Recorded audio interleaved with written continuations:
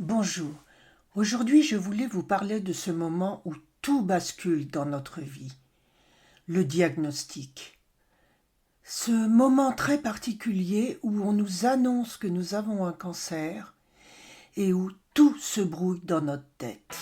Écoutez la suite après le jingle. Bienvenue sur Salade de crabe, le podcast qui vous apportera des aides pratiques, des conseils et des témoignages pour mieux vivre cette période. En 2022, j'ai traversé 3 cancers et j'ai à cœur de vous partager tout ce que j'aurais aimé savoir à l'époque. Que vous soyez malade, aidant ou thérapeute, vous trouverez ici des ressources pour mieux comprendre ce que l'on vit en temps réel. Alors, bienvenue sur ce podcast et bonne écoute.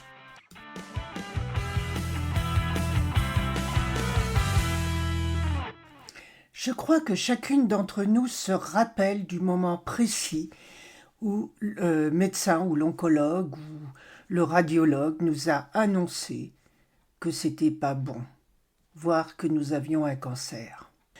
Parfois, comme cela m'est arrivé, c'était vraiment fortuit et totalement inattendu, ce qui rend la chose encore plus choquante.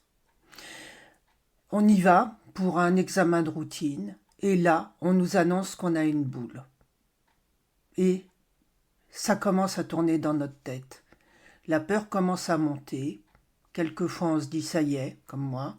Quelquefois, pourvu que. Mais là, d'un seul coup, tout dégringole autour de nous. La peur commence à faire son apparition. L'anxiété.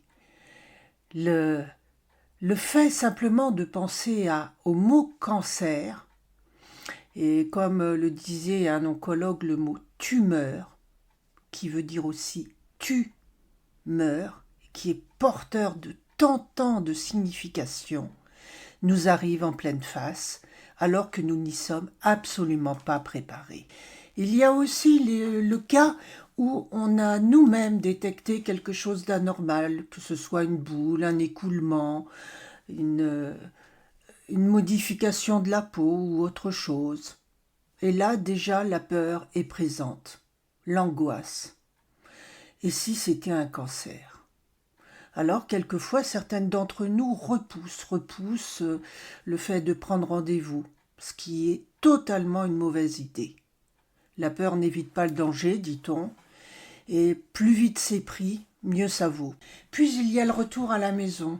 Si on est seul, les pensées qui vont dans la tête. Comment je vais l'annoncer à mon mari, à ma famille, à mes parents, à mes enfants? Est-ce que je vais l'annoncer à mon travail? Comment est-ce que les proches vont le prendre, surtout si malheureusement on a déjà vécu cette épreuve près de nous? Enfin, tout ça tourne en rond, avec son corollaire, est-ce que je vais m'en sortir? Et si c'était un cancer? La peur et l'espoir. Peut-être que ce n'est rien, peut-être que ce n'est qu'un kyste ou une grosseur qui passait par là. Quoi qu'il en soit, on se sent mal. Très, très mal.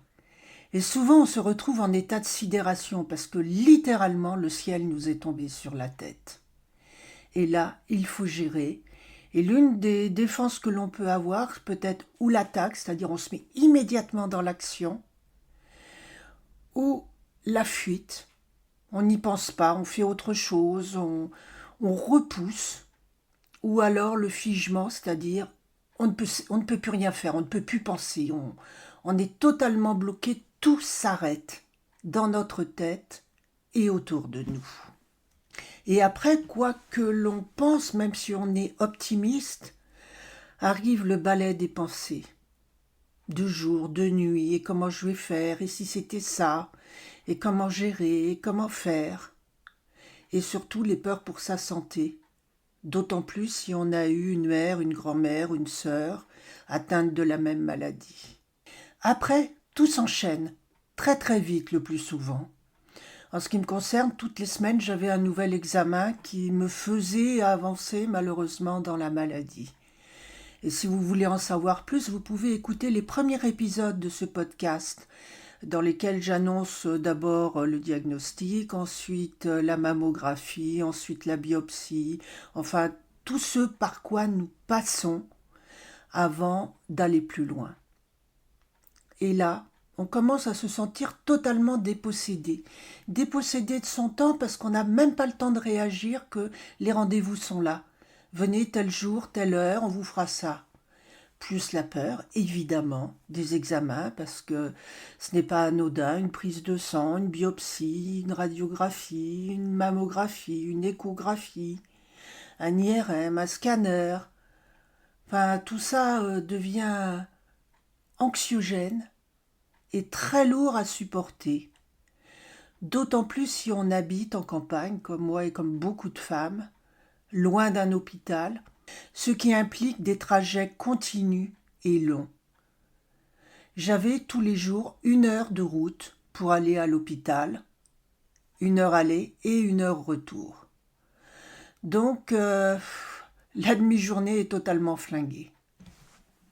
Sans parler évidemment des retards, de l'attente avant les examens, de l'attente après les examens pour voir le spécialiste qui vous donne son diagnostic ou les résultats, l'attente de l'ambulance, vous êtes en VSL, bref, tout s'accélère.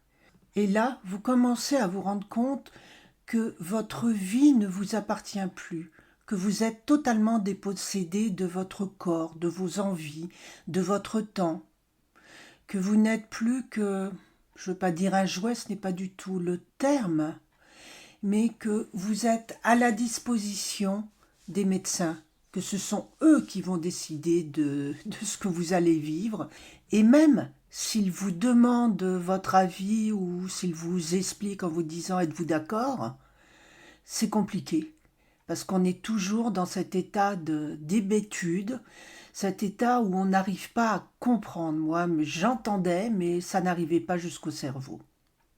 Alors là, je vous donne un conseil précieux. Si vous commencez juste votre parcours cancer, prenez toujours un cahier qui vous suivra tout le temps et sur lequel vous noterez au kilomètre tout ce que vous entendrez, tout ce que les médecins vous diront. Parce que, par expérience, et pourtant j'ai des connaissances médicales et je comprends ce qu'ils disent, je n'ai pas pu enregistrer le quart de la moitié de ce qu'ils me disaient. Et le fait de prendre des notes m'a beaucoup aidé parce que je pouvais les retrouver. Malheureusement, je le faisais sur des feuilles volantes que je datais et qui étaient très compliquées à retrouver ensuite. Et j'ai vraiment regretté de ne pas avoir pris un cahier ou un carnet sur lequel j'aurais noté au fur et à mesure ce que chaque spécialiste me disait. Parce que là, après, on peut dire « mais attendez, vous m'avez dit ça, pouvez-vous me réexpliquer ?» Et de même, avant chaque séance, avant chaque consultation, marquez dessus toutes les questions que vous désirez poser au spécialiste qui sera en face de vous. Parce que vous pouvez vous poser des questions, mais souvent en face, c'est pareil, on perd tous ses moyens et on oublie tout. Voilà, donc le diagnostic, c'est vraiment la chute dans l'inconnu. C'est le fait d'être happé dans un maelstrom dont on ne se rend absolument pas compte au début, mais qui vous embarque dans un mouvement sans fin et dont on ne sait où il arrivera et quand il s'arrêtera. Heureusement, il faut toujours garder espoir, parce que de plus en plus de cancers se soignent très bien. Et dans certains cas, le cancer devient juste une maladie chronique comme d'autres, avec ses problèmes, avec ses traitements, avec ses effets secondaires, mais on vit, on peut vivre très correctement après et pendant un cancer. Chose que l'on ne sait pas forcément, parce que dans notre inconscient, cancer égale mort. Et heureusement que ce n'est pas du tout le cas. De toute manière, comme je dis toujours, il faut bien mourir un jour.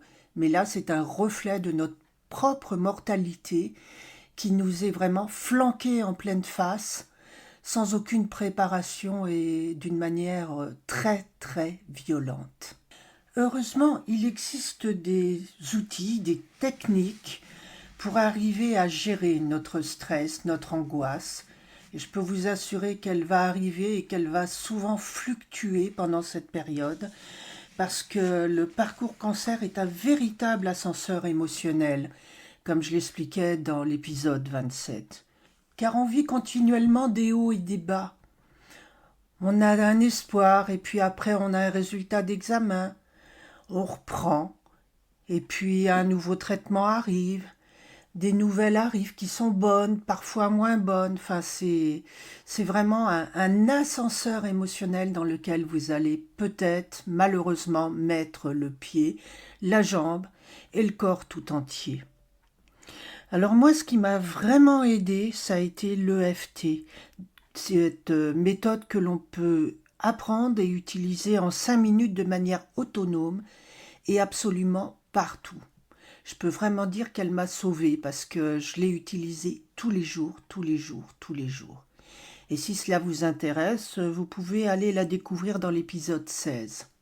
Alors, vous pouvez choisir de tout garder pour vous, de ne parler de rien autour de vous, de peur de faire du mal à vos proches ou pour ne pas vous plaindre.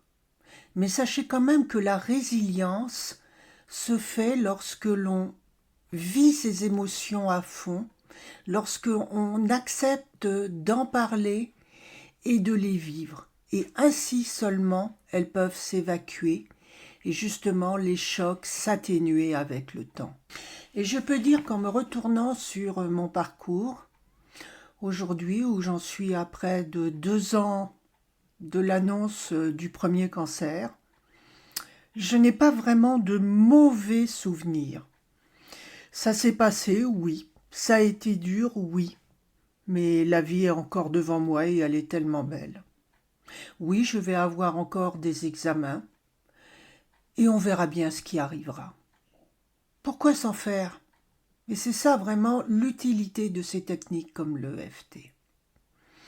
Et si jamais vous avez envie d'être accompagné, si vous en ressentez le besoin, je mets en place un programme d'accompagnement pour justement transmettre tout ce que j'ai appris, tout ce que j'ai vécu, pour vous éviter de faire les erreurs que j'ai faites et pour vous aider à mieux vivre au quotidien ce très dur parcours du cancer.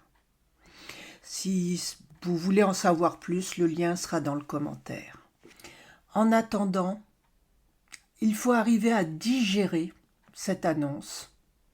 Il faut arriver à vivre avec, il faut arriver à nommer toutes les émotions qui nous traversent.